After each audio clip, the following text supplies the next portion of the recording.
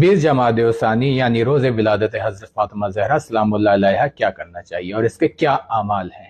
یہ عید زہرا کی طرح ایک بابرکت دن ہے اور اس دن نیکی کے کام کرنا باعث ثواب ہے۔ اس روز کے چند اعمال ہیں۔ ایک، غسل مستحب ہے۔ اس دن غسل کرنا مستحب ہے تاکہ انسان ظاہری و باطنی پاکیزگی کے ساتھ اس بابرکت دن کی تعظیم کرے۔ 2، روزہ رکھنا مستحب ہے۔ 20 جمادی الثانی کو روزہ رکھنا مستحب ہے۔ علماء فرماتے ہیں کہ اس دن روزہ رکھنا 1 سال کے گناہ کی مغفرت کا سبب بنتا ہے۔ روایات و فضائل میں بھی ذکر ہوا ہے۔